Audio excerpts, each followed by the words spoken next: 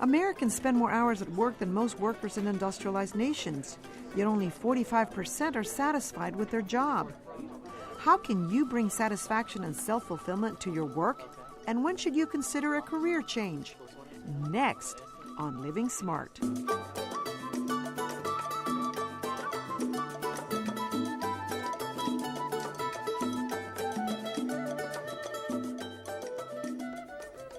Welcome to Living Smart, a show designed to help you get the most out of life. A former human resources manager, Rebecca Lunstroth, is the assistant director of the John McGovern Center for Humanities and Ethics at the University of Texas Medical School, Houston. As an instructor, she teaches medical humanities and ethics. She oversees all the programs, including the center's Sacred Vocation program, a workplace change program which seeks to create sustained changes by helping employees experience meaning in their daily work.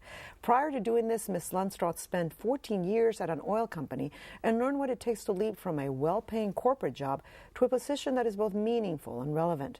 Learn why it is never too late to make a move and find fulfillment in your job. Thank you so much for joining us. Thanks, Patty. I want to know how you got into this. I mean, how did you get interested in job fulfillment and purpose-driven job and that sort of thing? Well, I was in a job that I was never cut out to be in. And I had one manager once say to me, "How did you ever get hired here?" If you can imagine that. Not very nice. And someone else who once said, you just look at everything through different lenses. And so while I did very well, I never fit in. Okay. And I was kind of the odd man out. And it dawned on me, I don't have to stay here. Right. And so I started doing a little bit of research. And probably the most valuable thing I did was I actually hired a career coach who really helped me get off my duff, because most people think that they're kind of locked in for various reasons. Telltale sign, I guess you just gave some, of when you need to move on. Well, probably the number one is when you dread getting out of bed in the morning. That's probably the biggest one. When Sunday, now I never got physically ill, but you hear stories about people becoming ill on Sunday. When they go to work, yeah. Right, or the thought of having to get ready to go to work on Monday morning, and whatever you do, everyone has their own little traditions and that they go through. When you start getting ill, that's probably the telltale sign. Dread and feelings of dread. Are you going to love every minute of every day at work? No, they call it work for a reason. Right.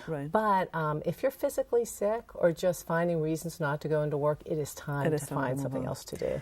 Biggest barriers that stand in the way of moving on to another job, because obviously there must be something in it for them to stay in a job that they absolutely hate. Absolutely. And the biggest artificial barrier is definitely finances. Which is what probably my coach helped me through the most. You live to a lifestyle. The more you get paid, the more you typically spend. As Americans, we're not great at saving money. We love to spend. We're in a consumer economy. Right. And so you live to a certain lifestyle, and you find yourself, or you think you're stuck into that lifestyle. Okay. And one of my messages is, you're not stuck into that. Do you have to make some sacrifices to change it? Yes, perhaps. Right. But they're not going to alter significantly who you are. They're definitely doable. But we think that they're huge barriers. And so we don't even contemplate whether a change is practical or feasible, because we say, well, we have to earn this much money. Right, to be happy. To be happy and to live, absolutely. Right. Well, let's talk. You mentioned career coach. Let's say I can't afford a career coach. What would be the next step to finding the right job for me? The first thing to do is to put down on paper kind of what makes you tick. And so much about what you do has to do with where you work and the people you work with. What is the kind of environment you think you would do best in? Is it a creative environment? Is it an office environment? Is it a field job? But it's really you don't need a career coach to do this. It's really sitting down and finding out what makes you tick. And remember, that's what she asked me. What excites you? Right. And everyone needs to ask themselves that question. What what's going to get you up in the morning? What's going to make you work your hardest, be your proudest, motivate you, et cetera, et cetera. And that's easy enough to do. And sometimes it takes forever to find that out, but once you find that out, you really have to go after it. Right, and there's more than one job that's going to make you happy. Right, exactly. Right, and you don't have to be doing one job forever anyway. That doesn't happen anymore. It absolutely doesn't. Let's talk about the 10 scariest things about changing jobs. And the first one you have here is, what if I don't like it? I go through all this career change stuff, and then I find out I don't like it. What if I don't like it? Well, you've got to give it time. Okay. And again, they call it work for a reason. There's seldom is going to be a job that you like every single aspect of it, whether it be your commute, how far away the bathroom is, the coworker, any number of things. Right. But it's really, figuring out what it is you don't like. And there's some people, let's face it, Patty, that are never going to be happy. No matter what, they can change jobs forever, but they're never going to be happy. They're never going to be happy. But you've got to give it a little time, and you go into it mindfully. Right. You don't switch jobs at the blink of an eye. Right. The second, what if it's not what I thought it was going to be? Another scary thing. Well, then you maybe change again. I mean, one of the nice things about this day and age, back when I entered the job market, you were expected to stay at the same company forever. for life. And if not, for a significant period of time. And if you changed too quickly, you were looked down upon. Right. Something was wrong. Well, things have switched a whole lot. I think the opposite is true now. It's almost the opposite Right. is true. Absolutely. If you don't have enough experience, then you're lacking the breadth that employers are looking for now. So if it doesn't work out, basically you just need to be able to articulate in a professional manner why you left a job. Right. And it has to be for a valid reason. Learning the unwritten rules of the new organization. Everybody's always afraid of that. Well, you've got the employee manual or handbook, but that's really not how things operate. No. It's all those unwritten rules that take up to 6 months to a year to really tease out. Okay. The office politics, who's really in power, who's really making the decisions, how does the place really operate? Again, not what's written down, but the culture of an organization. And again, you've got to give yourself some time to figure it out. A lot of it depends on your personality and how outgoing you are. Right. But you've got to tease that stuff out. Well, and that's the next one, understanding and adapting to a new culture. No matter what, when you go into a new job, you're going into a whole new world, a whole new country, you could say, a whole new culture. Absolutely. And it is the corporation's culture. It's not yours. This is one thing that all employees need to understand is that you have got to adapt to that culture. And a lot of times jobs don't work out because there is some sort of tension that exists between the employee and the culture of the company. So that's, again, where you need to do your homework on the company to find out, is this some place that you could live your working hours in? And that's the culture of the organization. Are you suggesting you try to find that out before you go into that job? Because it's kind of hard to do. You'd have to find somebody inside the company to do that. Well, actually, you should do it before you even go on the interview. Wow, interesting. I mean, find out about from the people you have to, because you can't read about it. No, you've got to find out. And again, most jobs these days, a lot of the entree is through people you know. Right. Whether they work there or someone they know works there, but you've got to do your networking and you've got to do your due diligence. Yeah, that's very good. Understanding the real power structure, who really are the decision makers, and you talked a little bit about that. Yeah, I alluded to that as well. I mean, in any organization, you're going to have the formal structure, the CEO, the president, the underlings, so forth, so on and so forth. But that doesn't necessarily mean, just because someone has a title does not mean that they've got the power. Right. And so it's finding out really who is making the decisions. Who's running the place. Who is really running the place. Who has the influence. In every organization, you have what you know as thought leaders. Right. And these exist in every part of the organization, from the lowest job on up. And that's really who you need to find out who they are, because those are the folks that influence the decision making at every organization at every level. Interesting. Learning who to trust, very important. Absolutely. You gravitate towards people who are most like you. Right. I mean, that's just human nature. But trusting them in a work environment is an entirely different thing. And that, again, requires you to make some wise decisions. And on this account, I'd just like to add that work is a professional organization. And I think so many people fail to remember that part of them should stay at home, that it's not always professional to bring everything about you to the workplace. And that's part of that is figuring out the culture and understanding what is and isn't acceptable. But also it's, being mindful about what you say to your coworkers and when you say that and who you say it to. And familiarity, I hear, breeds contempt. Absolutely. If they know too much about you, then Absolutely. It loses some of the mystery. Scary things that are real, but that we trivialize. And you have forming new relationships is something real, but it's scary. Well, again, very few jobs exist in a vacuum. I can't think of even those jobs that they say they put someone in a cubbyhole to program a computer for 12 hours a day.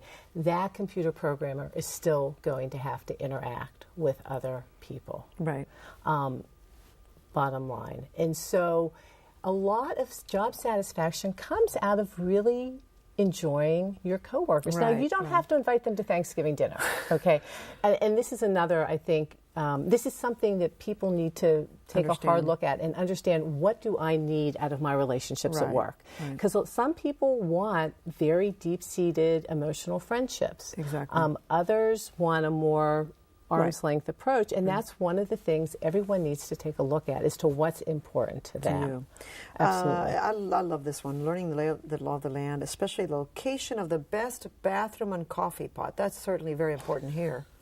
Well, very important. I mean, imagine you go into any new job and you know very, very little. You don't even know if the coffee's for free. Right. Or if it's available. I mean, that may not be important to you, but again, it's one of those things that kind of eases you in to the new environment. There's small details in life that make your life easier. Well, it's kind of funny, but I mean, you do need to know where the bathroom is. You need to know how to get into the door. I'll never forget, just if I may, an anecdote. Sure. I started a new job. I'd gone back to school when I was older, and I started a new job as a research assistant, and I was supposed to get there at 8 o'clock, and no one else was there. And I didn't have a key to the place. I had to sit outside and wait until someone came. Right. It really would have been nice to have known that, even though you're supposed to be here at 8 on your first day, you don't show up on time, sort of thing. I like this one, too, determining who you'll eat lunch with.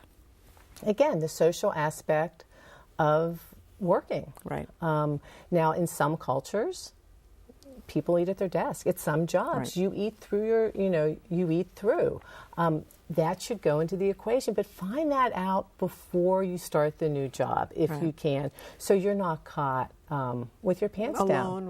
Or alone, or eating at your desk without any lunch, or all those other things, definitely. And understanding the leave policies, both written and unwritten, that's really, really important. Absolutely. When can you leave, when you can't leave? Again, depending on whether you're an exempt or a non-exempt employee, if you have a doctor's appointment, will you get paid for it, or will you have to take some sort of a leave? Are you expected to work a year before getting any leave? Again, if you can tease these things out before you start a new Life job, becomes easier. Oh my God, so much easier. Right. And so again, a lot of friction happens because, again, people go into new situations with false expectations or with unrealistic expectations sometimes. And again, you've read all the studies, people want more and more leisure time. Well, you're being paid to do a job, so you kind of have to be there to do that. Right. So if you've got some different expectations, you may just be in the wrong job. Exactly. Well, let's talk about that. Let's say you get a new job and you realize, I made a mistake. This is just not for me. Isn't there something to say about staying in a job long enough so that you don't look bad? It doesn't look bad on your resume that you went into a job and got right out? Or are there any unwritten rules about realizing you just made a mistake? Well, this is where you probably suck it up. At some point in time, I mean, we're grown-ups here. And most people do work because they have to make some kind of a living. And so even if it isn't your perfect job, absolutely, you should at least a minimum 6 months, right? Try to stick it out for 6 months to a year. Okay. At least walk away with a good recommendation. Just because you don't like the job doesn't mean you can't excel in it. Get something out of it, too. And get something out of it. Right. Absolutely. And you should be encouraged to do that. I think most people always want to know, what are employees looking for? I've read it's consistency. I mean, you assume that many things when you say, well, what do employees look for? What do you know about that? You mean in a job? What they look for in a job? What they're looking for in an employee. What employers look for an employee. Employers. Employers want someone who they can trust, that is going to do what they need to be done with minimal supervision. So essentially, they want to hire a grown-up who will do what they say they'll do. I mean, it's really fairly basic. And really, the problems come in when that understanding is not met or someone breaches that understanding. Okay. What exactly do you think, if you're looking for a job, what exactly do you think that you need to know or you need to ask yourself before you apply for that job? What are some of the questions that you need to ask yourself? Well, first of all, can I do this job? Okay. A lot of times we sell ourselves either short or we pat ourselves up a little bit too much. Now, I am all for taking some leaps because I think we're all capable of doing a lot more than we're asked to do. But we have to take a look in the mirror and say, okay, is this something I can do? Is this something I'm willing to do? And is it something that I'll be happy doing for 8-10 hours a day? Okay. What about those who want to make a complete, huge change? One of the things that happens when you want to do something really crazy is people undermine your idea, let's say. How do you handle that? Okay, well, that happened to me. Okay. And I remember, basically when I decided to leave corporate America, most people were very supportive. But you've got to recognize that when you make when anyone makes such a drastic change like that, it has the tendency to get you thinking about what you're doing. Okay, so if all of your peers started leaving, it would force you to think, okay, am I not looking at my job correctly? Should I be looking at something different? So I think there's a little jealousy there. Right. Because you have the guts to get out of your comfort zone, because that's what you're doing. Exactly. And so you just have, it's any kind of decision you make that kind of goes against the grain. People are going for their own self-defense. Right. Gonna, okay, that's nice, but they may not champion you because, again, you're touching something in them that is uncomfortable. Right. And just know that. Ego issues, very, very big when you're going from a job that pays 6 figures or more into a job that is not going to pay so much, doesn't have the same prestige or acceptance by society. How do you deal with those ego issues? I mean, how did you deal with it? Well, part of it is defining kind of what is important to you. Okay. If title is important, then, and if it's ultimately important, and that's why you have to write down what's important, then you may very well need to stay where you are because that's something that makes you happy. And that's a driver in your life. Right, making lots of money, for instance. Exactly. Some people get a charge out of that. But if you want more meaning in your life than you currently have, then you've got to understand what is ego-driven and what isn't. Okay. And recognize it's a great question because the ego does drive so many decisions that we make. And largely, not necessarily good. We don't make good decisions because of our ego. Mm-hmm. But it's just, and it's to recognize what is important. Can you elaborate what you mean by the ego? What is it? How do you know it's ego versus a spiritual decision or a practical decision? Ego is when the first thing I tell you is I'm so-and-so. You know, your title, you mean? I'm the president, right? Or I went to school here, right. Or it's the titles we put on ourselves. Okay. And if that's what's most important to me, if that's my ego being driven, and an example today, was, my boss and I were sitting at work and we were deciding which programs who was going to run. I'm like, you've never asked me to run that program. And I said, yeah, that's my ego talking because I've done a lot of work on that program. Right. So you just realizing it's sort of the outer face, whatever you think is important to you, but, you know. Financial considerations are very important too, especially when you're talking about ego. That plays a big role in change and not changing. Absolutely. And in fact, financial... I mean, what did you do?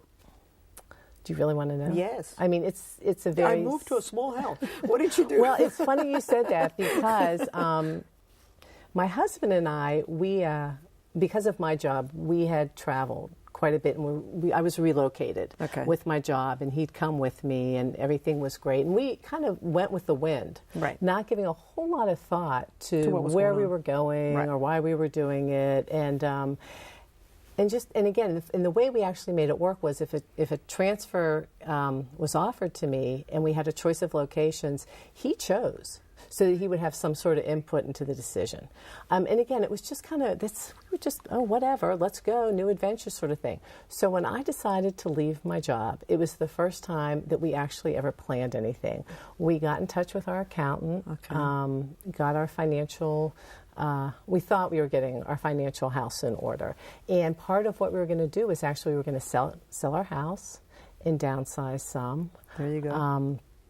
And again, we had this whole plan. Well, let's see, Enron, the collapse of Enron, it coincided directly with that. So we could not sell our house. Wow.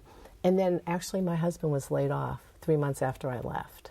Wow. So much for planning. We've decided we're never planning anything again. I mean, because again, and I'm not saying don't plan. That's not at all what I'm saying. But the best laid plans go askew sometimes, and it's just funny. It was our only laid plan, and it totally went to hell in a handbasket. But what was interesting about that is you psychologically prepared yourselves for this big change, both of you. And it was probably huge. What made it easier. I mean, it was huge. Yeah. We significantly downshifted. Just how much money we spent. It was probably one of the best things we've ever done because we realized how much money we utterly wasted. Now, my kids, especially my daughter, I remember her saying, Mom, when are you going back to work? Because it probably impacted her more than anyone. Oh, okay, because they felt the difference. What do you think most people want out of a job? Most people. That's a tough one. Because most people work because they have to. It's a quid pro quo. You have to make a living. You've got to make a living. Not make a life. You have to make a living. When really we should be making a life. We should be making a life. But we have to make a living. Recognizing, but we could do both. How? And so, how? Yeah. Well, again, it's getting back to finding out who what you makes are. Who you are, what makes you tick, and if what you're doing doesn't make you tick, recognize that you have options. I mean, the other really interesting thing, Patty, is there are a whole lot of very interesting occupations and jobs out there that we're never exposed to. I mean, we've got lawyer, doctor, engineer, teacher, and all the people here. I mean, people don't hear about a lot of these other careers that are very fulfilling. Let's talk about something really important before we go. Interviewing for success. What are some of the tips that you like to share? Be sincere. Okay. If you fake it, you're going to find yourself in a job you don't want. Again, if you are interviewing to please someone and not yourself, sooner or later you'll pay. It's going to, yeah. I mean, again, interviewing is all about finding the perfect match. And any good organization should be selling themselves just as much as you're selling yourselves. And that perfect union is when you find one another. So, again, unless you're in dire economic straits, it should be a marriage of sorts, that you should really both like one another. Let's sum it up. What are the 3 most important things people should know about job fulfillment? One, that it can be a reality to you. You do not have to be in a job that you don't like. So that's number 1. Number 2, keep looking. I mean, find what your passion is and go after it. I mean, there's no reason why you shouldn't. We're on this earth for a long time, and we might as well be doing something with our lives that we really get a lot of satisfaction out of. And again, your job is one of those things. At least for me, it's one of those things. And number 3? And number I think three, life it's is never too short. It's never. Or I was going to say, life's too short, or it's never too late. Right. This is not a message to someone in their 20s and 30s. This is a message to everyone, regardless of how old they are. How Absolutely. do you know you are living smart? Personally, I love waking up every day, and I love going to work in the morning. So that's number one. And living smart, I love coming home every day as well. So I can't think of a better ideal situation than having both. Wanting to get up and go to my job in the morning, and equally coming home every afternoon. And you have no regrets about that decision that you made 20 years ago? Absolutely. No regrets whatsoever. It was the best thing you did? Best thing I ever did. Really? You have a smile on your face every day? Best thing I ever did. All right. Thank you so much, Rebecca Lunstroth, for joining us and for sharing with us all about job fulfillment. To learn more about job fulfillment and making career changes, go to our website. There you'll find a complete resource list. You can also email us or call us with your comments at 713-743-8513. And that's our show for today. I hope you've enjoyed it. Remember to live smart. I'm Patricia Gras. Have a fulfilling week. There you go.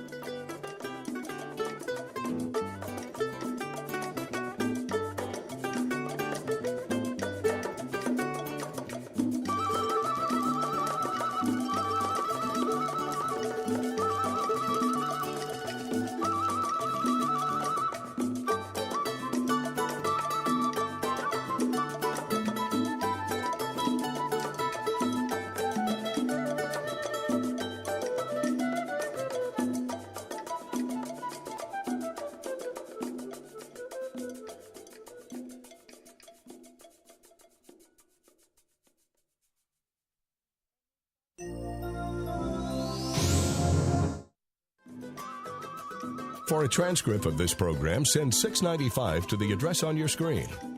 Please include the name of the guest.